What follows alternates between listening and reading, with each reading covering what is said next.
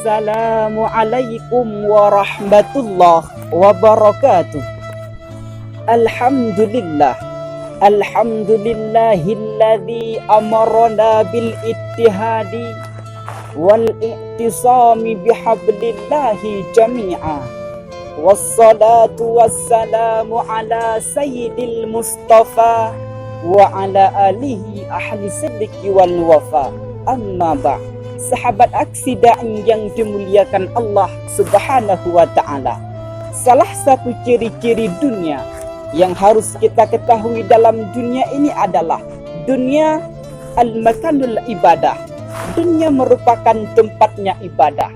Orang akan semakin kuat menjalani setiap musibah jika bagus ibadahnya.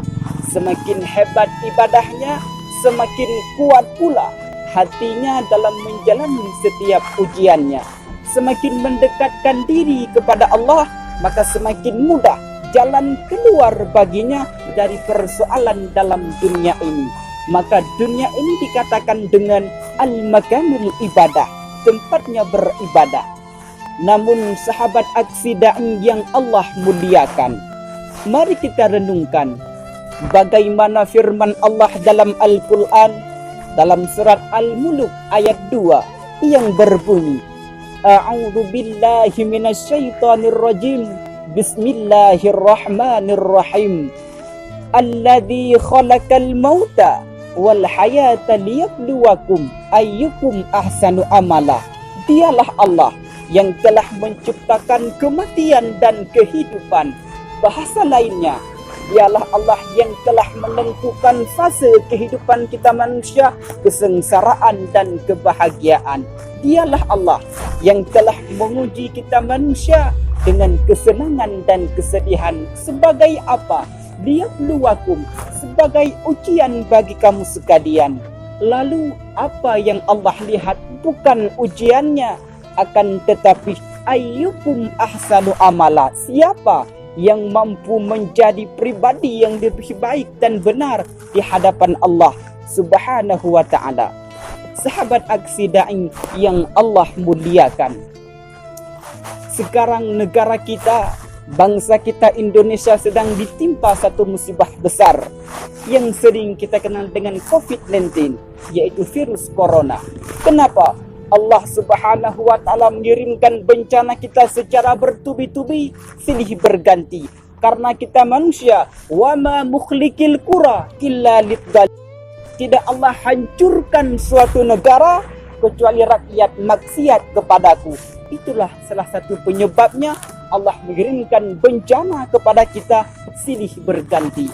Namun sahabat aksi yang dimuliakan Allah Subhanahu wa ta'ala, salah satu pencegahnya yaitu kita harus meningkatkan keimanan dan ketakwaan kita kepada Allah. Karena ini adalah ujian daripada Allah Subhanahu wa ta'ala.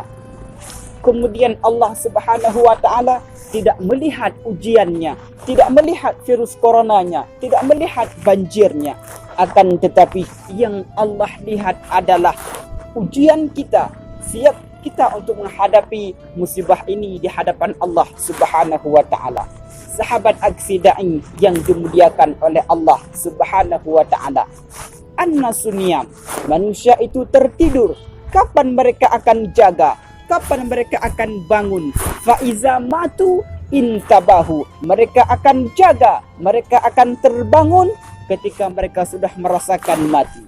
Oleh karena itu, hadirin sekalian, marilah kita jadikan musibah ini sebagai pelajaran bagi kita, agar semakin meningkatnya keimanan dan ketakwaan kita kepada Allah Subhanahu wa ta'ala. Karena kullu da'in dawaun, setiap musibah pasti ada obatnya. Mudah-mudahan semakin meningkatnya iman kita kepada Allah Subhanahu wa ta'ala, semakin mantap, semakin yakin dalam menjalani kehidupan ini kepada Allah Subhanahu wa ta'ala. Amin amin ya rabbal alamin. Sahabat aksi yang dimuliakan oleh Allah, saya akhiri dengan sebuah syair. Lone putra hati ke hati, berkemu sampai wahai saudara, bermehase Bermahasih lagi ban hajat. Bermahasih Allah, bermahasih Allah, bermahasih lagi ban hajat. Ila liqa ma'assalamah warida wal inayah. Wabillahi taufiq wal hidayah. Assalamualaikum warahmatullahi wabarakatuh.